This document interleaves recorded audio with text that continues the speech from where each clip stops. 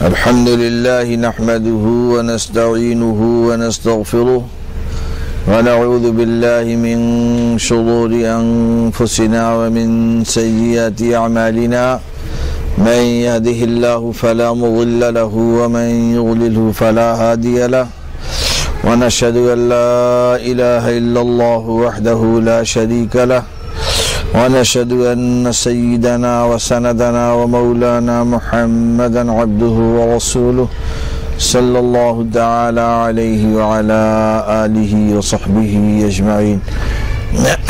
अम्मा बअदु फ़अऊज़ु बिल्लाहि मिनश शैतानिर रजीम। बिस्मिल्लाहिर रहमानिर रहीम। इन्नल्लाहा ला युग़य्यिरु मा बिक़ौमिन हत्ता युग़य्यिरु मा बिअन्फुसिहिम। सदक़ल्लाहु मौलानल अज़ीम।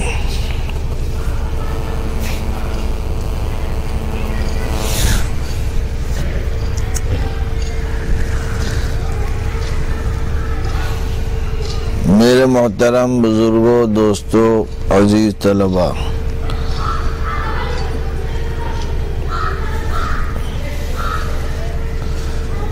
आप हज़रात के सामने सूरह रात का दूसरा रुकू क़ारी यासीर साहब तिलावत फरमा रहे थे।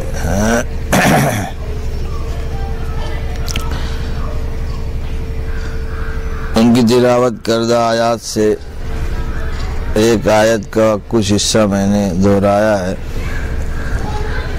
मुख्तसर सी बात इसी ज़िम्न में इस वक्त अर्ज़ करने का दाइया पैदा हो गया है। दुआ फरमाया अल्लाह ताला हम सब को इल्म नाफ़े और आमाल मकबूला नसीब फरमाए।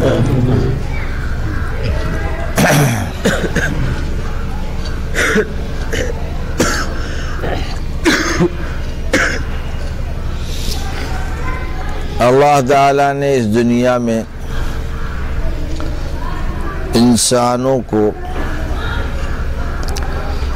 अपनी इताअत फरमाबरदारी अपने महबूब अंबिया की बताई हुई हिदायत पर ज़िंदगी गुजारने के लिए भेजा है। इताअत फरमाबरदारी का इम्तिहान नफ्स शैतान के तकाज़ों के बीच होता रहता है। रब का इताअत गुजार है और किस कदर इताअत का मेयार इसका बुलंद है, इसके लिए ज़िंदगी का चलता हुआ सैल रवां और गुजरता हुआ ये सैलाब इंसान के लिए लम्हा लम्हा इम्तिहान का दरिया है।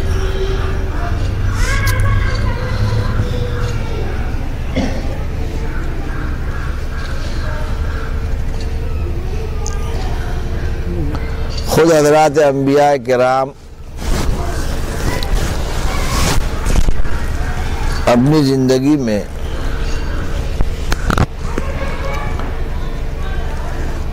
अपने रब की इताअत और उसमें कहीं से फ़र्क ना आने पाए, इस फिक्र में पूरी पूरी ज़िंदगी गुजारते हैं और फिर भी इत्मीनान उनको नहीं रहता। अब मैं एक दो किस्सा सुनाऊं तो फिर बहुत लंबा हो जाएगा मामला, लेकिन इशारतन हज़रत यूसुफ अलैहिस्सलाम का किस्सा देखिए। दुनिया में इंसानों को सिरात मुस्तकीम से हटाने वाली एक बहुत बड़ी चीज़ इंसान की ख्वाहिशात की और शहवतों की तस्कीन तकमील के लिए और नफ्स की ख्वाहिशों को सुकून देने के लिए इंसान औरतों के सिलसिले में भटकता है। अल्लाह ताला ने हज़रत यूसुफ अलैहिस्सलाम को इस इम्तिहान से गुजार कर और उनकी इस इस्तिकामत को दुनिया वालों को दिखाकर और सारे इम्तिहानात से उबूर करने के बाद यूसुफ से ये कहला कर दुनिया वालों को बता दिया, वमा उबर्रिउ नफ्सी इन्न नफ्स लअम्मारतुन बिस्सू, कि मैं अपने नफ्स की कोई बरात नहीं कर सकता, मेरा भी नफ्स तो अम्मारा बिस्सू है, वो अपनी आदत से बाज नहीं आएगा। इसलिए अगर मैं अपने रब के रहम करम से इस इम्तिहान में पास हो गया तब भी मैं मुतमईन नहीं हूँ कि आइंदा भी मैं पास होता रहूँगा। इस खतरे को सामने रखकर हज़रत यूसुफ ने अपनी सारी कामयाबी अल्लाह के फजल व करम के हवाले से नकल की। उन्हें खतरा था कि न जाने किस वक्त मेरी सिरात मुस्तकीम मुझसे छूट जाए, इसलिए एक इम्तिहान की कामयाबी को अपनी आखिरी कामयाबी, जन्नत में ले जाने वाली कामयाबी उन्होंने नहीं गर्दाना और फिर अपने को इम्तिहान ही के बीच, और कहते हैं कि जैसे मुड़ा हुआ सर ओले पड़ रहे हों तो कई ओले बचे और कहते हैं न अभी आगे न लगेंगे, ये क्या गारंटी है।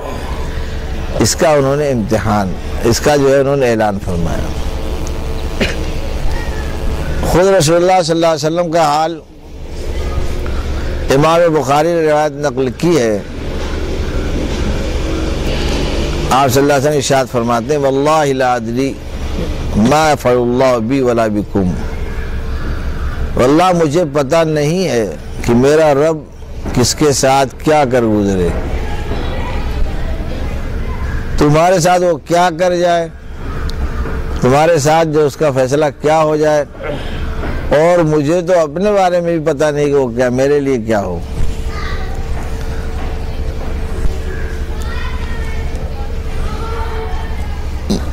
तो इसलिए आप बताइए कि नबी को जबकि तसल्ली तस्कीन दी गई, खुद सैयदुल अंबिया वल मुरसलीन को एक अल्लाह की तरफ से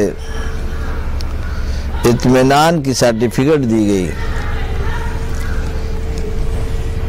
क़द गफ़रल्लाहु लक मा तक़द्दम मिन ज़ंबिका मा तअख़्ख़र, आपके अगले पिछले सब मैंने माफ़ करके माफ़ी का परवाना मैंने उतार दिया है।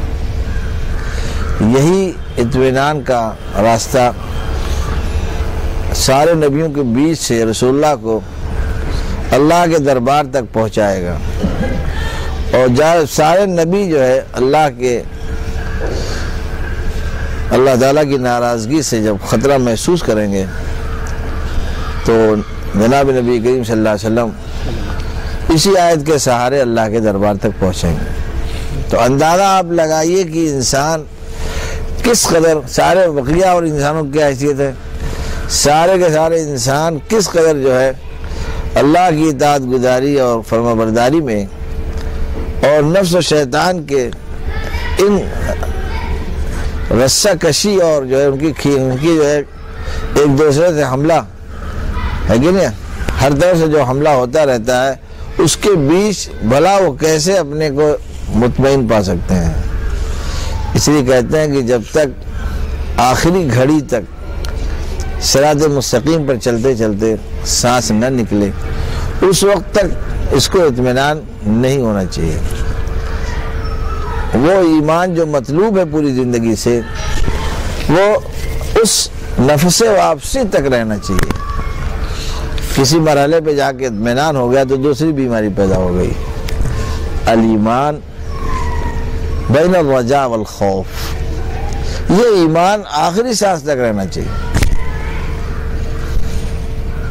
इसलिए इंसान यहाँ सोचे कि मैं मुतमईन होकर रहूं, नहीं, उसको एक अनजानी सी बेचैनी और अनजाना सा खौफ अंदर अगर नहीं रहेगा तो उसके ईमान की तकमील नहीं होगी।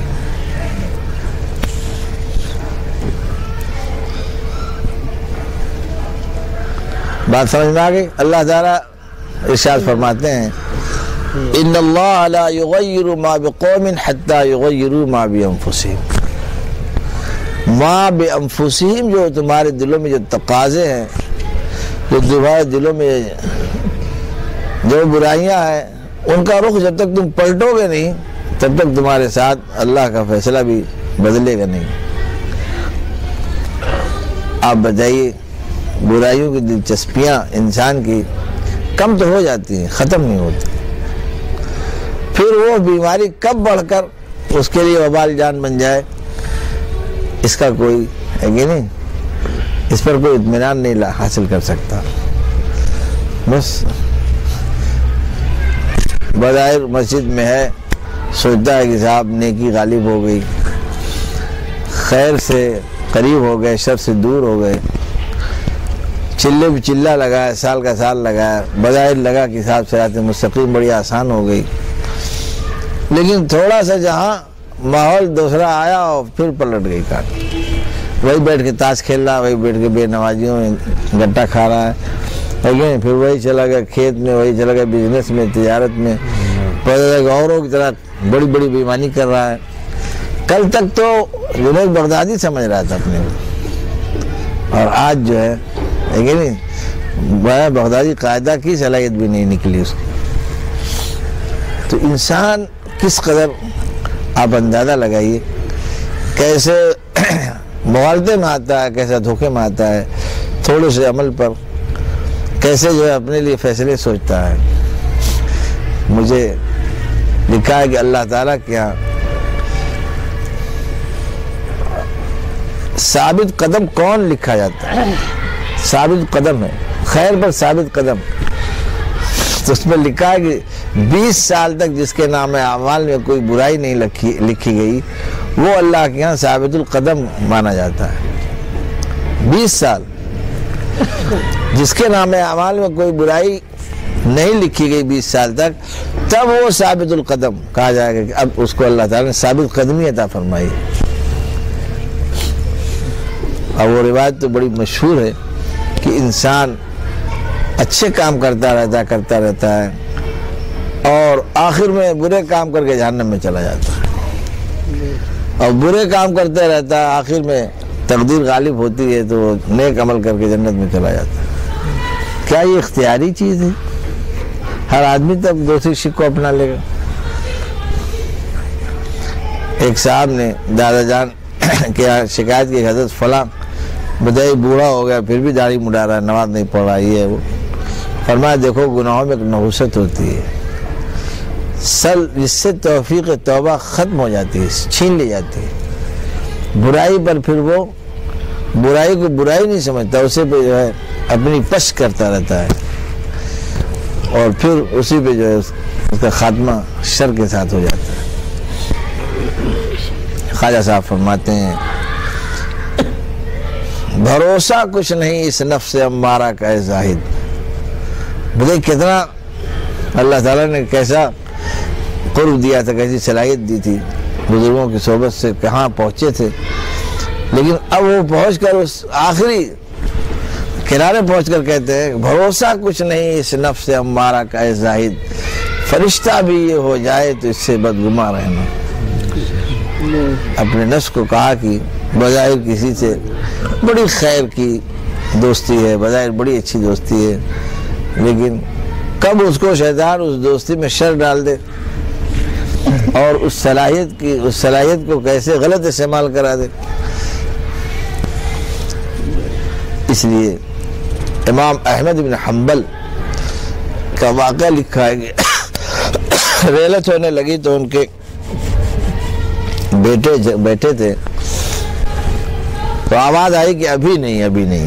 शैतान ने कहा कि अहमद तू तो मेरे हाथों निकल गया, मेरा तीर जो है अब मैं तुझसे नहीं, मैं तीर तेरे पर फेंक नहीं पाऊंगा, तुम तो मार काट के है अपना ईमान लेके जा रहे हो।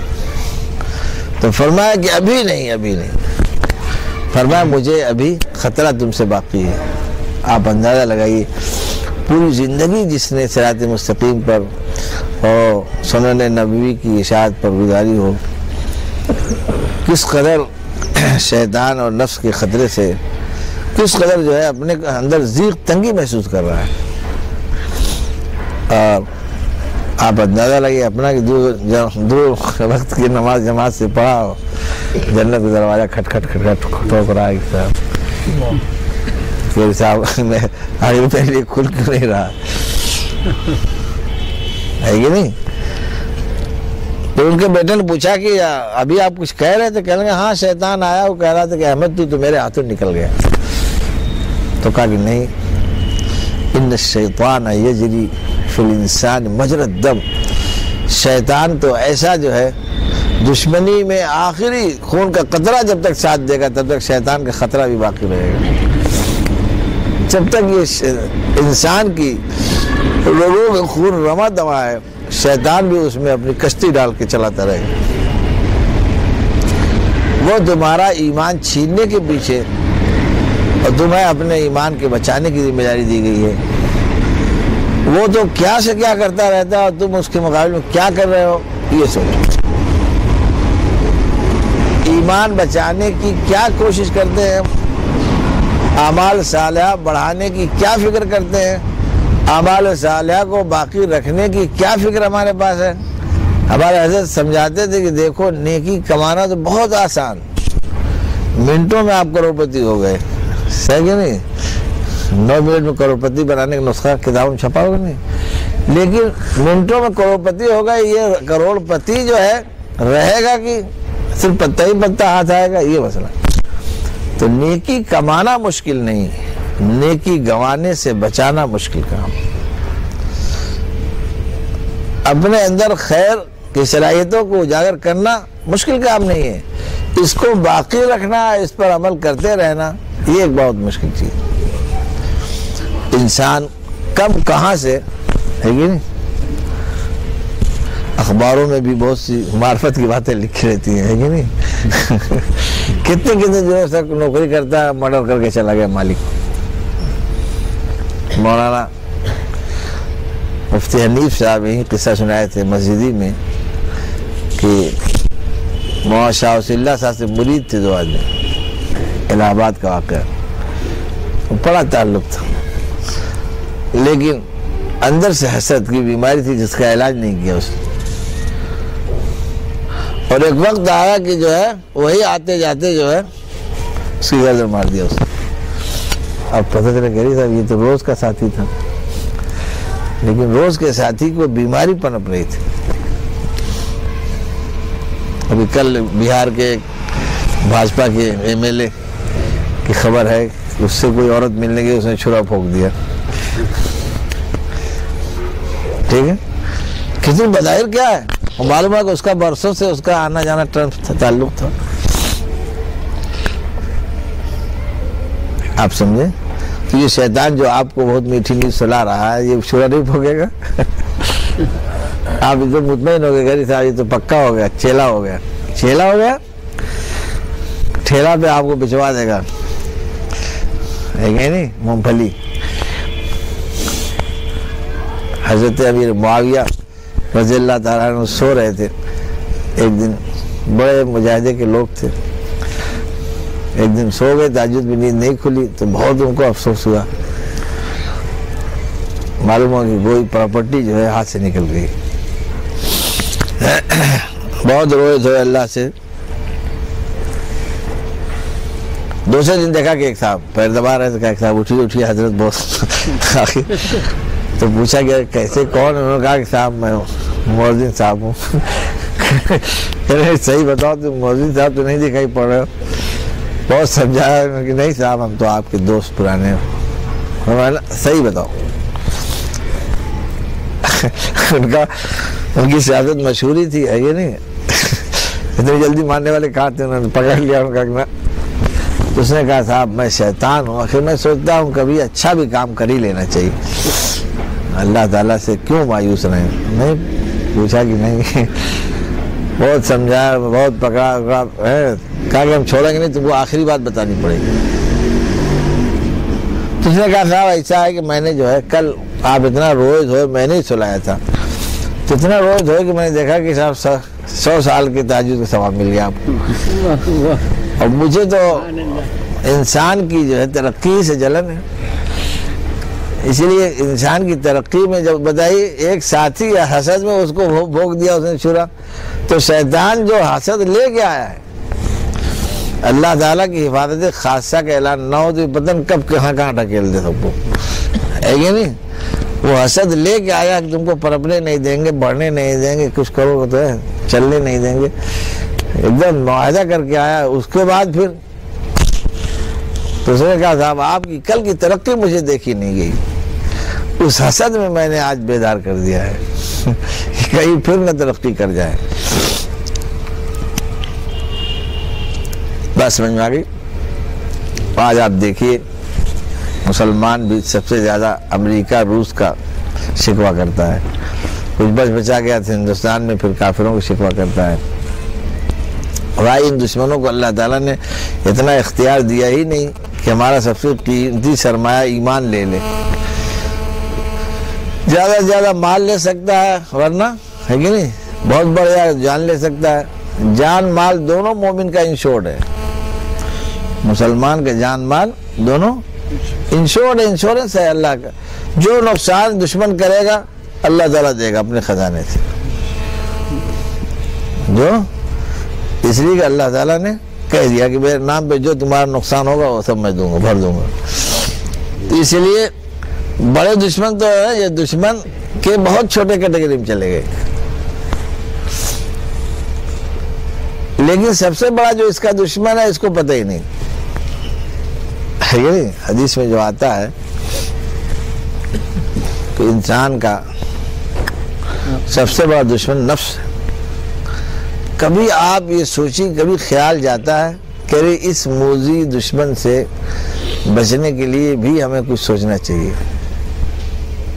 आप तो उसके मशवरों पे हलवा उसको खिलाते रहते हैं रोज, है कि नहीं, गलत से गलत बात की पश करते रहते हैं कि सब नफ्स ने कह दिया, खत्म, आला हकीम का ऑर्डर आ गया, है कि नहीं। इसलिए दुश्मन भी नहीं समझते, चल जाए कि बड़ा दुश्मन समझे। अच्छा, बड़ा दुश्मन समझने के बाद फिर उससे बचाव की कभी फिक्र।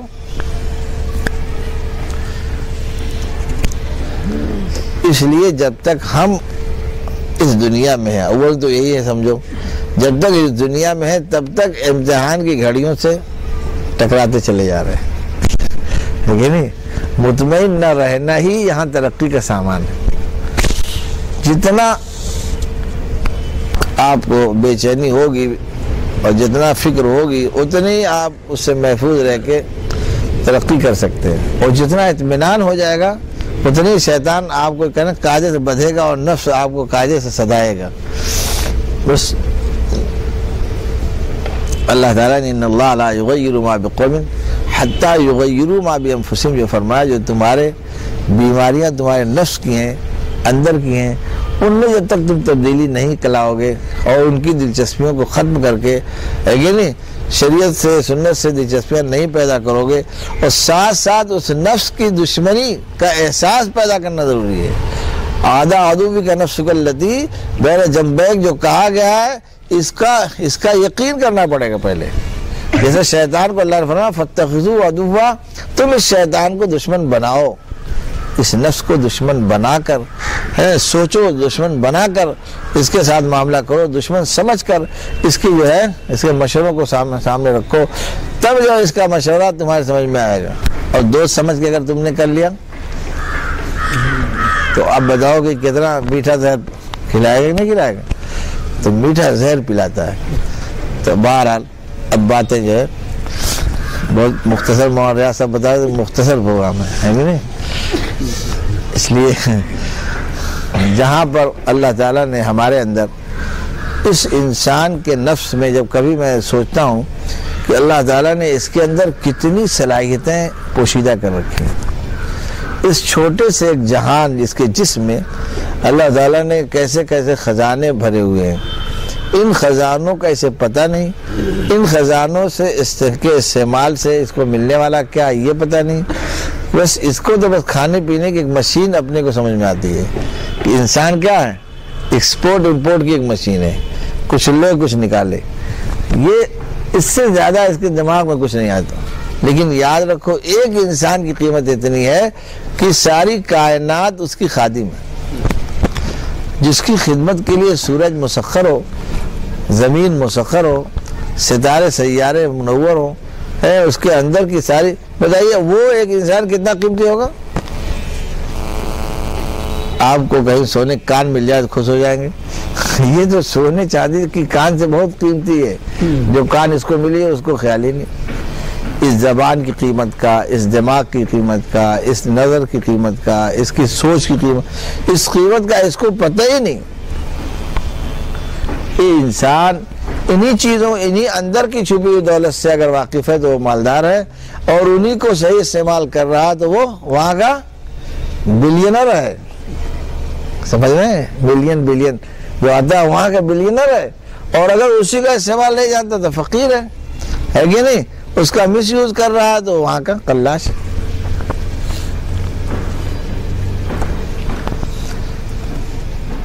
माल तो इसके लिए मैल है, अगर सही बात पूछिए। माल तो अगर देखिए, इस इंसान का मैल भी नहीं, मैल भी इंसान के बदन में जुड़ा रहता है। माल तो इसके जिस्म का कोई पार्ट पुर्जा है ही नहीं। जिस्म का पार्ट, माल खादिमों में जाता है।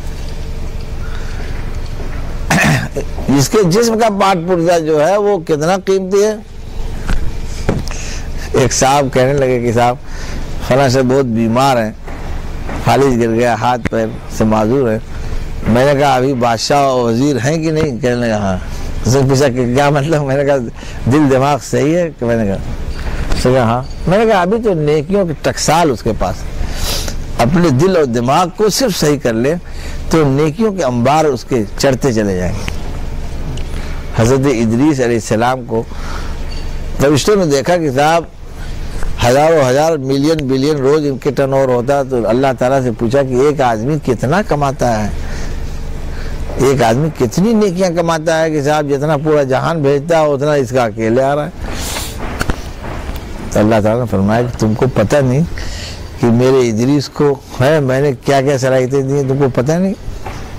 फरमाया उसको मैंने एक उसकी सलाहियत को समझ लो, तफक्कुर फिल मखलूक़ात, इस सारी कायनात में गौर व फिक्र करने की जो मैंने उसको ढंग सिखाया है, इस तफक्कुर फिल मखलूक़ात से ज़मीन आसमान में भरकर नेकियां उसके पास, उसके यहाँ से चलती है। ज़मीन आसमान उसकी नेकियों का प्याला है।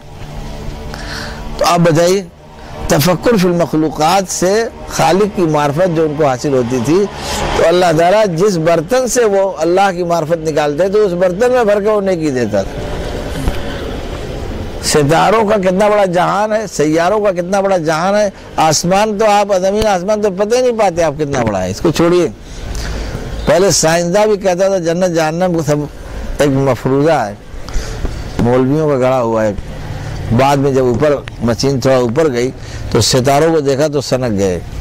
उन्होंने कहा अरे साहब एक एक सितारे में इस तरह के हजार हजार और लाख लाख जहान खप जाएंगे, पता ही नहीं चलेगा। एक एक सितारों में इतनी वुसअत है, इतनी कुशादगी है, तो ज़मन का बस जन्नत जरूर है, इतनी बड़ी, इतना बड़ा मैदान खाली है तो उसमें अल्लाह ताला ने जन्नत फिट कर रखी है कि नहीं? इतना बड़ा, तो इतने बड़े सर्फ से जो नेकी कमाता है तो पूरा जहान ज़मीन आसमान भर के। अब इसी से आपको मतलब समझ में आ जाना चाहिए कि सुभान अल्लाह यमलऊ मा बैन समाई वल अर्ज़, है कि नहीं? लेकिन हर एक का सुभान अल्लाह नहीं भरेगा। कुछ सुभान अल्लाह पढ़ने वाले मौलाना नानोतवी से पूछा हजरत आप उसी कुरान सुन्नत को उसमें से कैसा खजाना निकालते हैं? फरमाया कि मैं साहिब कलाम के दिलो दिमाग पर पहुँच कर सोचता हूँ, मोहम्मद रसूलुल्लाह की ज़बान तक पहुँचता हूँ, उनकी सोच का अंदाज़ा लगा के उसकी शरह करता हूँ, कहने वाले की जो है वो सतह कल्बी को देखता हूँ। रहमतुल लिल आलमीन जो था, जिसके ख़जाने से सारी दुनिया सैराब हो रही थी, मैं उसको सोच कर उसके कलाम की तशरीह करता हूँ, तो उसके अंदर से दरिया की तरह, पानी की तरह बहने लगता है, sir sir sir sir sir. उसी एक चीज़ में इतना भर देता है कि पता नहीं चलता कहाँ से। मौलाना थानवी ने लिखा है कि एक साहब, नवाब साहब थे, अपने एक दोस्त को ले गए, हज़रत नानोतवी की बड़ी खूबियाँ बयान की थी, तो उन्होंने कहा कि जो है चलिए हमारे हजरत को देखिए। खैर और वो गया वहाँ, और वो उनकी आदत थी वो बोलते नहीं थे, एकदम चुप बैठे।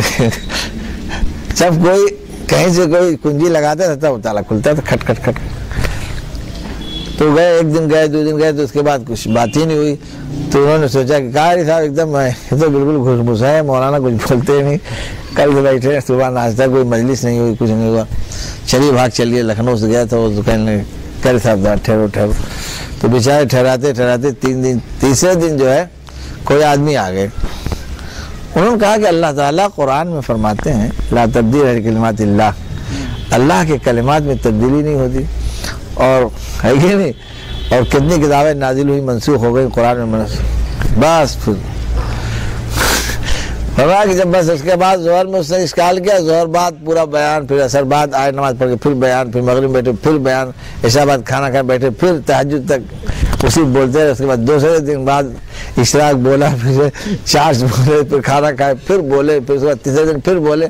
सनक गया, कहने साहबी उसकी समझ में आया कि कौन आ, समझा क्या कह रहे, कहाँ से निकाले चले जाना। तो उस पर जब 2 दिन कलाम किया है तो फिर इनका सब कलाम खत्म हुआ, वरना सोचे थे कि ऐसे ही मौलाना लोग पगड़ी बांधे हुए इनके सर पे ये नहीं। तो कहने भाई जाहिर है तो मालूम है कि हर दिन थोड़ा वो चीज़ खुलती बाजार, अरे जब कहीं तब दुकान खुलती है, जब खुल गई तो फिर बात समझ में आ गई, समझ में आ गई कि नहीं। इसलिए अगर आपको बहुत टाटा बिरला बनने की जरूरत नहीं है, अपने जुमला, अपने अंदर की मादनियात और अपने अंदर की सिफात और सलाहियत को अगर आपने समझ लिया तो यही आपको अल्लाह तक पहुंचाने के लिए काफी।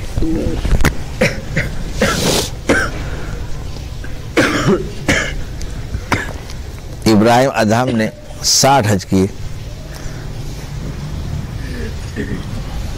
अल्लाह ताला से सवाल किया कि मेरा जन्नत में पड़ोसी कौन रहेगा। हुक्म हुआ कि साहब वो घसकारा, कारी साहब बताइए घसकारा जन्नत में मेरा पड़ोसी रहेगा। 60 हज मैंने किया, इसने तो कभी काबा के दरवाजा ना तो पड़ा होगा। और सुन के जाए तो उन्होंने कहा कि ना तुमको पता नहीं। अब हदीस जो आती है अब वो समझिए, तिरमिज़ी में जो रिवायत है कि नहीं, नियतुल मोमिन खैरु मिन अमली। अब आप एक कल्ब की एक सिफत, एक नियत को समझ लीजिए। इस नियत करने में कितना डीजल पेट्रोल लगता है, कितना खर्चा लगता है, कितना साहब पब्लिसिटी खर्चा होगा, कितना, आप इसको जोड़ लीजिए, कुछ नहीं है लेकिन जीरो। तो उस हदीस के तहत में समझाया गया इब्राहिम अदहम को कि देखो जब तुम्हारे असफार होते थे हज के, तो ये मेरे साथ ये बात वादा करता था कि इब्राहिम अदहम ने तो तेरी खुशी के लिए एक सल्तनत कुर्बान की थी, अगर मेरे पास 100 सल्तनत होती तो मैं कुर्बान कर देता। और इस कदर ये सच्चा था कि जब तुम्हारे सफर हज का है कि नहीं, जब इसको इत्तला मिलती है, जब जो इसको पता चलता था तो अल्लाह ताला से कहता था कि अगर आज मेरे पास होता तो मैं इब्राहिम से पहले वाले जहाज से जाता। एक कदम आगे हम बताते किसे अपनी मजबूरियां, हम बताते किसे अपनी मजबूरियां, रह गए जानिबे आसमां देखकर, आसमान के मालिक को देखकर उसके फैसलों पे मैं कुर्बान हो गया। तो फरमाया कि जो है मैंने उसके हर इस इरादे पे एक हज का सवाब दे दिया। तो मालूम हुआ कि 60 हज उसके, तुम्हारे खाते में 60 हज उसके खाते में। लेकिन आप सोचेंगे साहब तो बड़ा आसान काम है कि नहीं। अगर कोई आपसे कहे कि साहब आपके लिए मैं कुर्बान हूं, तो मैं भी सोचूंगा कि कुर्बान कैसे होगा, है कि नहीं। अल्लाह ताला अगर 5 वक्त नमाज मस्जिद में तुम्हें बुला रहे हैं और तुम्हें फुर्सत नहीं है, तो कहो हम साहब काबा जाते काश की, तो मान जाएगा वो। दावा मोहब्बत तो बहुत लोग करते हैं, हाय हुसैन हम न थे, एक बहुत बड़ी जमात खड़ी है, ठीक है, लेकिन ये तो बहुत आसान है, हाय हुसैन हम न थे। भाई जहाँ तुम हो वहां क्या कर रहे हो ये दिखाओ, जहां तुम हो वहां की कारगुजारी दिखाओ, बस।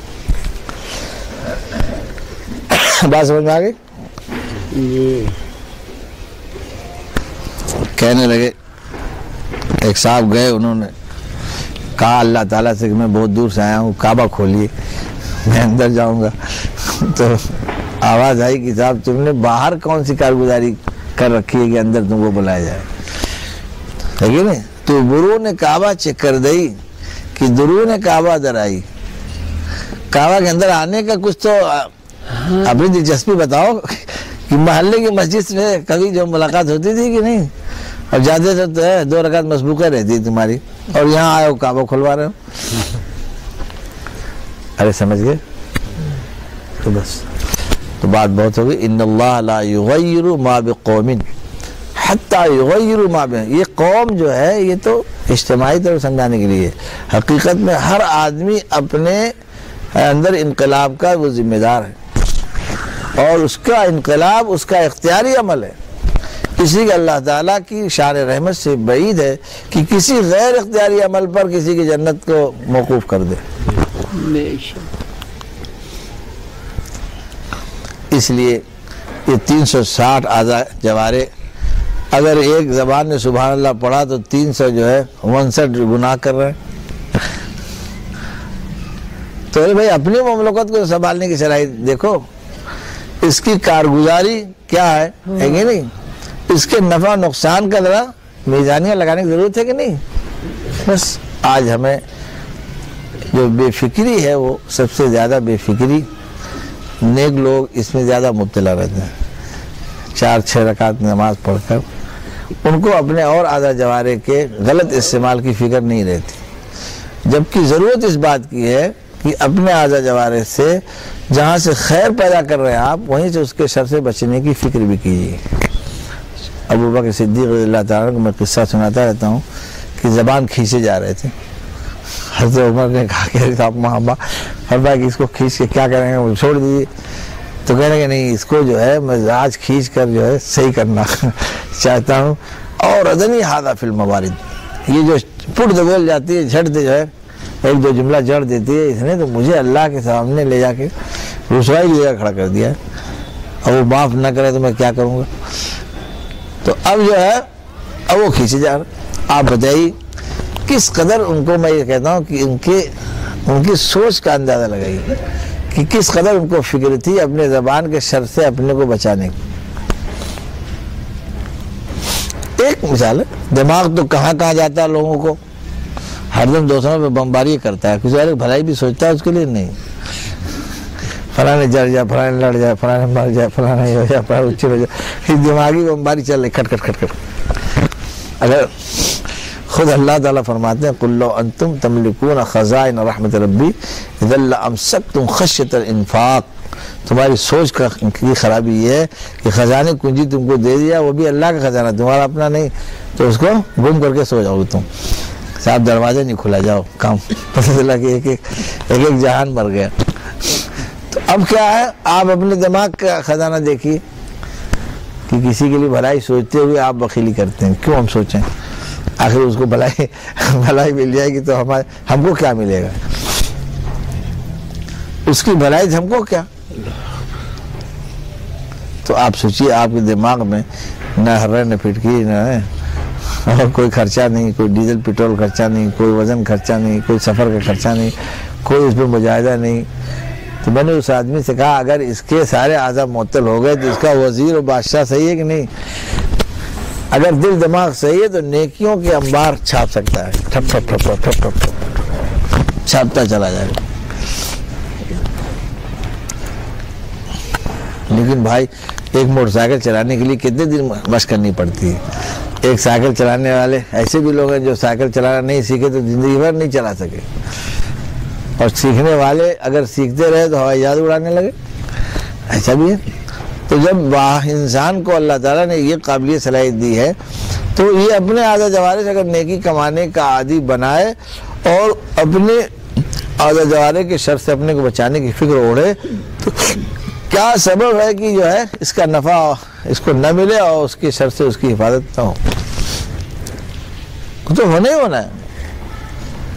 एक आदमी अपने इरादे से अगर बाजार जा सकता है तो उस इरादे से खैर का काम क्यों नहीं कर सकता, उसी इरादे को इस्तेमाल करके मस्जिद में क्यों नहीं आ सकता।